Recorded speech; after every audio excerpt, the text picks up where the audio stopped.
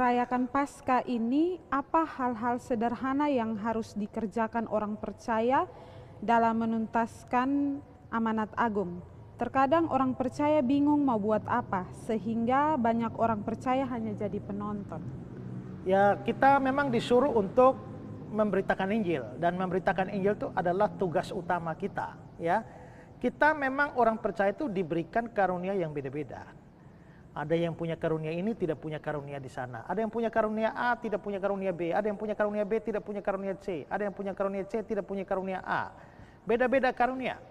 Ya, tetapi panggilan utama karunia apapun itu semua orang harus melayani sesuai karunianya.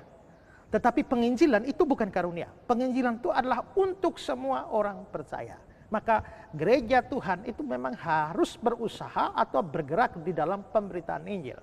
Nah, pemberitaan Injil ini kan bisa macam-macam cara. Masing-masing bisa melakukan pemberitaan Injil sesuai dengan kapasitasnya, dengan karunianya. Kalau saya misalnya dengan karunia untuk mengajar dan berkhotbah, maka saya harus memberitakan Injil di dalam khotbah saya, di dalam mengajar.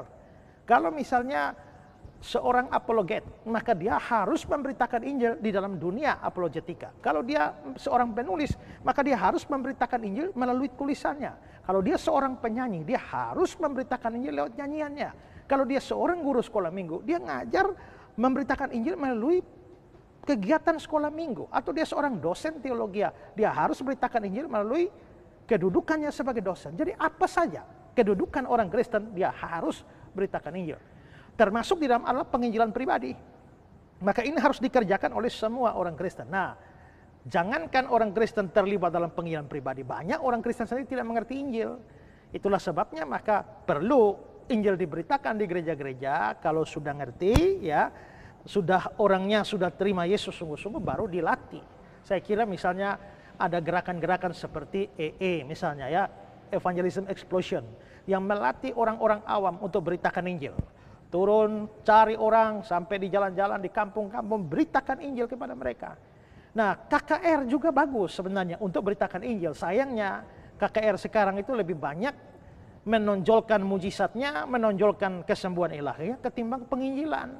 Sehingga akibatnya, saya sering bilang, kalau modelnya hanya kesembuhan melulu, maka itu bukan KKR, bukan kebaktian kebangunan rohani, itu kebaktian, itu KKJ, kebaktian kebangunan jasmani. Ya, jadi harus beritakan Injil. Nah, kita bisa terlibat di dalam pemberitaan Injil misalnya dengan terjun langsung pada pemberitaan Injil, bisa mendukung di dalam doa, bisa mendukung di dalam dana, ya. Apa saja kita bisa lakukan, termasuk di dalam pelayanan-pelayanan media seperti ini. Dalam masa-masa seperti ini kan kita bisa lihat bahwa kita masuk misalnya dalam dunia revolusi industri 4.0, di mana dunia internet itu sudah begitu maju, ya belum lagi kalau kita masuk nanti kepada revolusi industri 5 seperti Jepang, maka tentu dunia berubah, maka pelayanan pun berubah, sehingga media-media sosial seperti ini itu bisa dipergunakan untuk pemberitaan Injil dan jangkauannya lebih cepat. Dan itulah sebabnya kenapa juga saya bersama dengan Pijar TV itu terus memberitakan Injil. Kami membuat konten-konten dan terus disiarkan. Saya terlibat di dalam pelayanan radio, pelayanan di Facebook, pelayanan di YouTube. Semua itu adalah untuk pemberitaan Injil, termasuk membuat Esra Sorum menjawab. Ini adalah bentuk pemberitaan Injil dan juga pengajaran. Jadi kita tidak kekurangan cara sebenarnya kalau gereja mau untuk beritakan Injil. Kita mempunyai banyak hal, banyak cara yang bisa kita tempuh di dalam pemberitaan Injil asal kita mau, ya. Tapi kesadaran untuk pemberitaan Injil ini menurut saya masih sangat kurang di kalangan gereja-gereja.